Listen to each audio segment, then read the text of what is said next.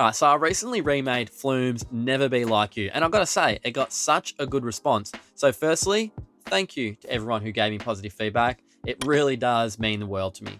I also had a lot of people request that I do a track breakdown. So that's exactly what this video is about. I'm going to break down the track. I'm going to show you how Flume does that like really cool synth, how he does all of his drums, and just break down the song from start to finish.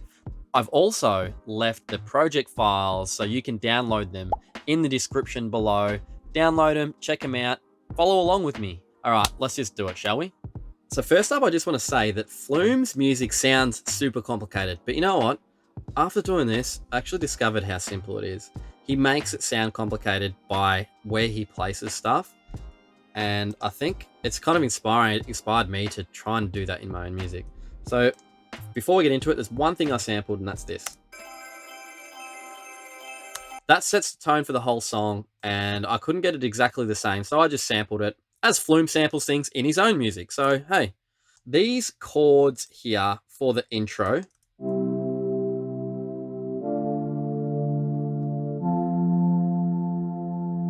they are just simple triad chords with the root notes.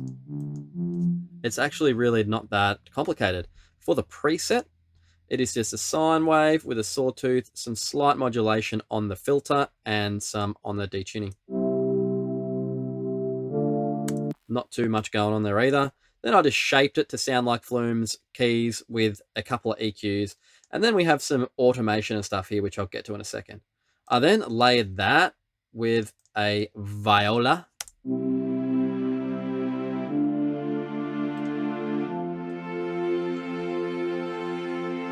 That's just a contact preset. Then I layered that with a super saw.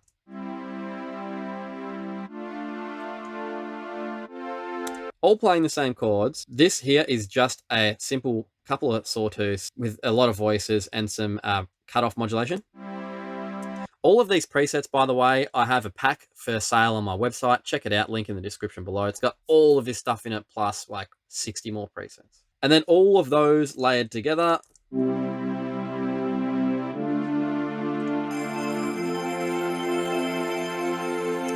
That's it. Plus the vocals on top of that, you basically got yourself a solid intro there. Now, the next part, actually, one more thing in here. We have these filter cutoffs. That is just a auto filter and a utility that I use to lower the volume down. Now, the way you get that resonance to that laser type feel is by resonance here. If I take this resonance off, no laser with it on, you got the laser feels. So for his drums, man, his drums are so good. His Flume's percussion is inspiring. So basically, I think what he does is he starts with just a simple kick snare pattern.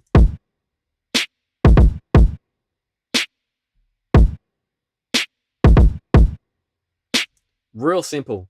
But then every like 8 or 16 beats, he just adds a whole bunch of impacts to give it that big thump and a really boppy type of feel.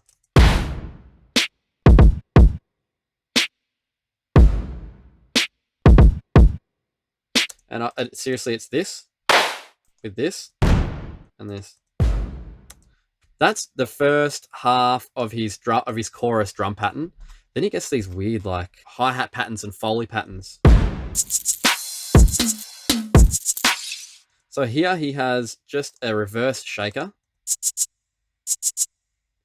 layered with some Foley together. Then it like the last snare has some glass on it. Like it's just weird kind of sounds. For his hi-hat pattern, you can hear how it sounds like delayed, and that's because I've added 43 seconds of track delay. That just helps emphasize that delayed groove. Like it just helps that. I don't know how to explain it. On top of that, there's like a couple of fills and stuff. I actually made this with Serum. I just used a noise oscillator with nothing else. I pitched it down, added an LFO to it to give it a wobble, and then pitched it up with an envelope to make it rise up over time. For his verse drums, they're a little bit different. They're a lot simpler, but he does this really cool thing with his kicks up here. And he makes it sound glitchy almost. The way I did that was actually just shortened the kick by warping it.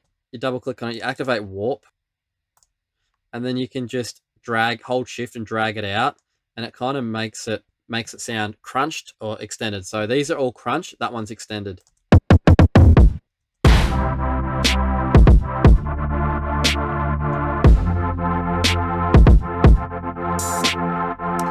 A lot of people on Reddit said that he automates with the mod wheel and stuff like that. That's freaking hard, man. Like, if he does do it that way, hats off to him, but he should do it this way. All it's basically doing, I'm making this sound tell this sound when to turn on and off. And you can see how the MIDI here, on, off, on, off, on, off, on, off, blah, blah, blah, all the way down.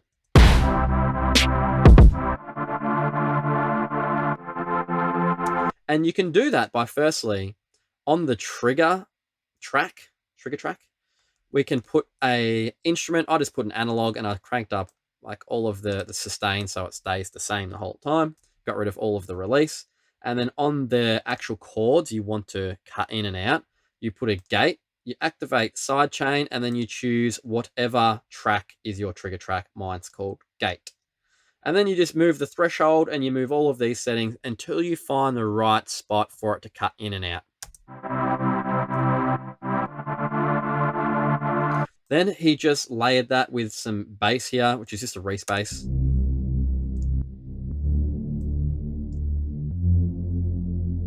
It's actually really simple. His chord progression on this is pretty much the same as the intro with some slight different voicings.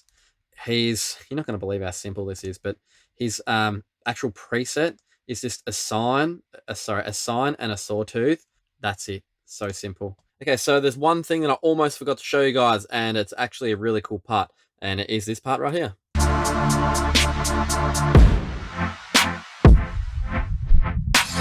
All that is volume automation. And just on these chords, I put a utility and I just automated the volume up and down, kind of added some little bits of randomness in there, like they're all different sizes. And one other thing I also did was I made it so the actual filter cutoff in my synth went up a little bit to make it sound a little bit crispier. Doesn't sound crispy enough with it on. Makes all of the difference. So the rest of the song is, the second verse is the same as the first verse. The bridge, the chord progression changes a little bit. And he layers that with some violin staccato stabs.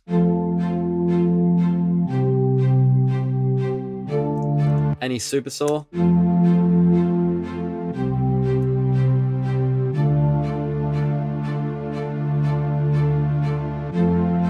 I've just got the volume going up a little bit on that.